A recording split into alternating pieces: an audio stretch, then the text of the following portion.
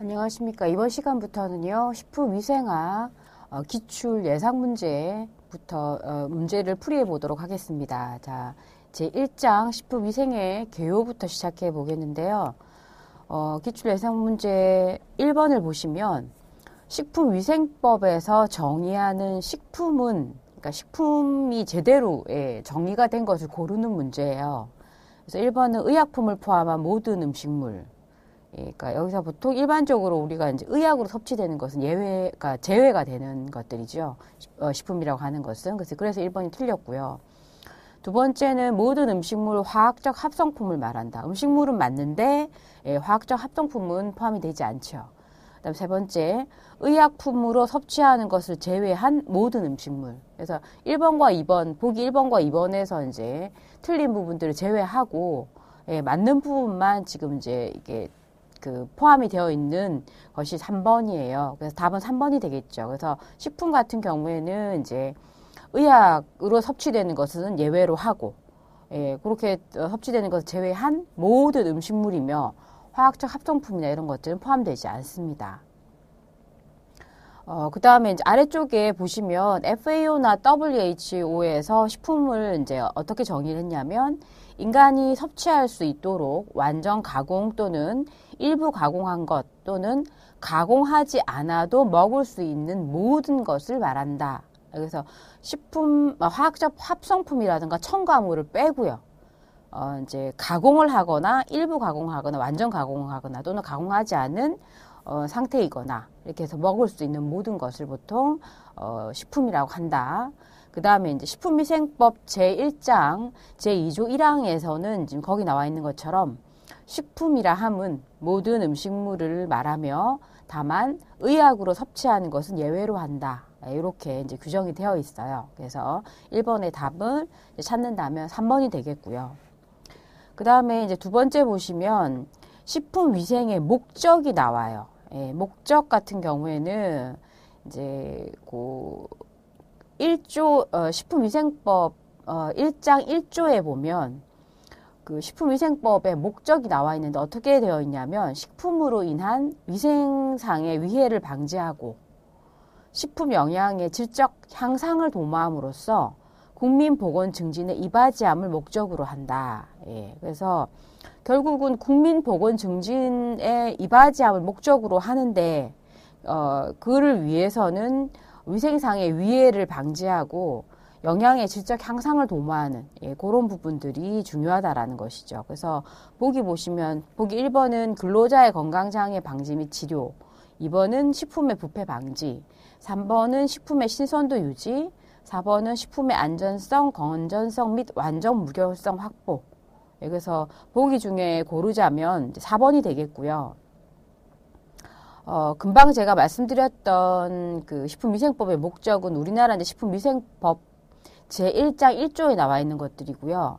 그 다음에 이제 WHO의 환경위생전문위원회라는 곳에서 식품위생에 대한 정의를 지금 여기 풀이에 있는 것처럼 이렇게 이제 WHO의 환경위생전문위원회에서 이렇게 정의를 하고 있어요. 그래서 이제 거기에 나와 있는 사항들을 보면 모든 단계에 있어서 식품의 안전성, 건전성 및 완전 무결성을 확보하기 위한 모든 수단을 보통 식품위생의 목적으로 본다. 이렇게 되어 있죠. 그래서 이번에 답은 4번이 되겠습니다. 그 다음에 3번 보시면 식품위생의 범위에 해당하지 않는 것은 이렇게 되어 있어요. 식품위생의 범위에 포함되지 않는 것은 그 1번 식품의 영양 유지가 되겠습니다. 그러니까 이거는 그 식품의 영양 관련되어 있는 부분들은 식품 위생에 포함이 되지 않습니다. 그래서 나머지 뭐 첨가물의 비위생적인 요소 제거라든가 또는 기구 및 용기 포장 위생이라든가 식품의 유해물 혼입 방지라든가 이런 여러 가지 것들은 이제 식품 위생의 범위에 들어가지만 이제 식품 영양에 관련이 되는 부분들은 포함이 되지 않는다. 이렇게 볼 수가 있고요. 그 다음에 이제 4번 보시면 그 1955년 WHO에서 식품위생의 정의를 내는 위원회는 아까 제가 앞에서 말씀드렸었죠. 환경위생전문위원회라고. 그래서 답은 4번의 답은 1번이 되겠습니다. 자, 그다음에 이제 그 식품 위생의 정의라던가, 아까 식품의 정의라던가, 식품 위생의 목적이라던가, 예, 또는 이제 식품의 정의들도 식품위생법에 명시되어 있는 내용들, 그다음 WHO 환경위생전문위원회에서 명시한 정의들, 이제 그런 것들이 조금씩 차이가 있기 때문에 식품 자체에 대한 정의, 그다음 식품 위생의 목적에 대한 부분들, 그것도 식품위생법과 WHO가 틀리기 때문에 이제 그런 부분들을 따로따로 이제 구분해서 이제 암기를 하시는 것이 좋겠습니다. 자, 그 다음에 5번 보시면 식품위생에서 가장 강조되는 것은 결국은 이제 여러 가지 안전성, 건전성, 완전 무결성, 예, 그런 것들을 단절 확보하는 것이 식품위생의 목적이다라고 앞에서 말씀드렸습니다만, 결국 식품위생에서 가장 중요한 것은, 예, 보기 4번에 있는 것처럼 식품의 안전성 유지가 가장 중요하겠죠. 예, 그래서 결국은 식품위생이라고 하는 것이 뭐 식품뿐만 아니라 첨가물, 기구, 용기, 포장, 이런 모든 그 어떤 그 원료를 가지고 나중에 가공하고 그다음에 소비자가 완전히 소비자한테 와서 섭취할 때까지 모든 과정에 있어서의 과정에 포함이 되는 식품이라던가 첨가물이라던가 기구, 용기, 포장, 이 모든 것들에 있어서의 안전성 유지가 가장 중요한 목적이다. 예, 가장 강조되는 부분이다. 이렇게 볼 수가 있겠어요. 그래서 5번의 답은 4번이 되겠습니다.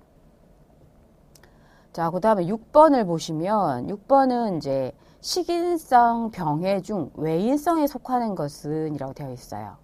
그래서 우리가 보통 이제 그 식품의 그러니까 위해성 또는 건강 장애를 유발할 수 있는 요인들을 세 가지로 나눴었죠. 앞쪽에 이제 내용 설명을 드릴 때 내인성, 외인성, 유기성 이렇게 세 가지로 이제 보통 그 식품으로 인한 위해성 또는 건강 장애 생성 요인을 세 가지로 내인성, 외인성, 유기성으로 나눴었어요. 그래서 여기서 이제 지금 이제 묻는 문제는 외인성에 관련이 되는 것들인데, 외인성 같은 경우에는 일단은 생물학적 미생물 또는 기생충, 그 다음에 의도된 식품 첨가물, 그 다음에 무의도적 식품 첨가물, 그 다음에 가공 과정 중에 포함이 될 수 있는 어떤 성분들, 이런 것들을 보통 외인성으로 보거든요. 그래서 보기를 보시면 1. 시안배당체. 시안배당체는 내인성에 해당이 되고요. 내인성. 그 다음에 아미드 반응물 같은 경우에는 유기성에 해당이 되고요. 그 다음에 3번 보고독도 내인성에 해당이 되고, 4번 이제 곰팡이 독이 예, 외인성 중에서도 생물학적 미생물 및 기생충 그 부분에 해당이 된다라고 볼 수가 있겠어요. 그래서 우리가 이제 정리를 해보면 식인성 병해의 병인 물질, 병인 요인이 되는 것들은 아까 말씀드린 대로 이제 어떤 우리가 먹는 식품에 있어서 물론 식품 천연의 식품이 갖고 있는 부분들도 있을 테고, 제조, 저장, 가공 이런 형태, 이런 과정들을 거치면서 이제 생성이 되는 여러 가지 병인 물질들을 요인별로 나누면 내인성, 외인성, 유기성이 있다. 내인성 같은 경우에는 유해 유독 성분, 그러니까 자연독 성분들하고 그 다음에 생리작용 성분, 다시 말하면 고유 유해 물질들을 말해요. 그래서 자연독 같은 경우에는 이제 그 자연독 식중독에 있는 것처럼 동물성 자연독 식중독과 식물성 자연독 식중독이 있었었죠. 그래서 보고독, 바지락, 뭐 마비형 폐독, 버섯독, 뭐 이런 것들, 그 다음에 이제 항비타민성 물질이라던가 항효소성 물질, 이런 것들이 이제 그 생리작용 성분에 들어갑니다. 그 다음에 이제 외인성은 아까 말씀드린 대로 생물학적 미생물 및 기생충하고, 이제 그것들이 이제 주로 곰팡이 독이라던가 간흡충, 뭐 여러 가지 이런 것들. 그 다음에 의도적 식품 미생물 같은 경우에는 이제 둘신 같은 유해 감미료들.